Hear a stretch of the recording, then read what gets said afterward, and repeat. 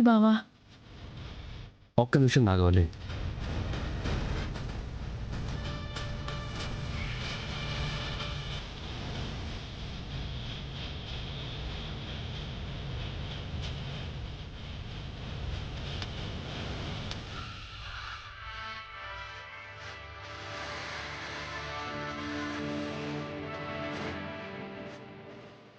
నన్ను క్షమించు బావా.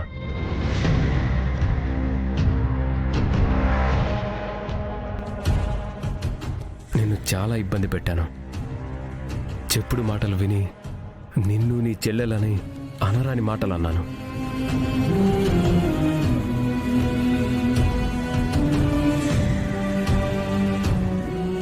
నేను చేసిన తప్పులు ప్రతిరోజు నన్ను వెంటాడుతూనే ఉన్నాయి.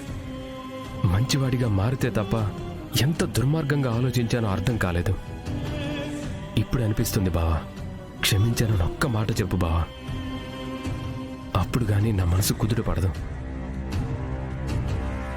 ఏమైందన్నయ్య? గంగా బాబా నిన్ను ఇంట్లోకి రానిస్తున్నాడు అంటే నువ్వు మంచివాడిగా మారావన్నట్టుగా బావ నమ్ముతున్నట్టే కదా? లేదు శివ, ఈ మార్పు కొన్ని రోజులు కాదు, జీవితాంతం మంచివాడిగానే ఉండాలని నిన్న గంగబావ అన్నాడు. అంటే ఇంకా నా మీద నమ్మకం లేనట్టే కదా. అందుకే ఒక్కసారి నన్ను క్షమించానని చెప్పు బావా. ఇప్పుడు ఏమైందని బావా? మిమ్మల్ని ఏం అనలేదు కదా? మీరేం అనాల్సిన అవసరం లేదు శ్రీవల్లి.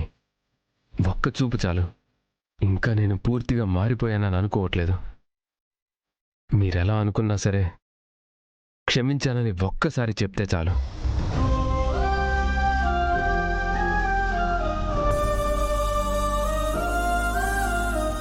ఉన్నట్టుండి ఎందుకలా అడుగుతున్నావు బావా? రేపు నా బిడ్డ పుడితే గంగబావ దగ్గరికి తీసుకొస్తాను.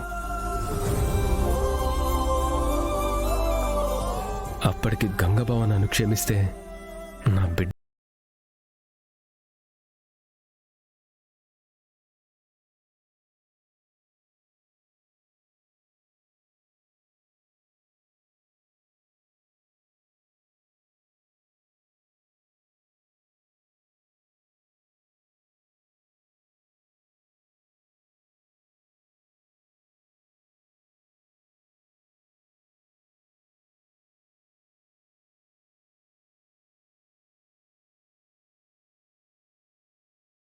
నేనెప్పుడో క్షమించేశాను దేవా.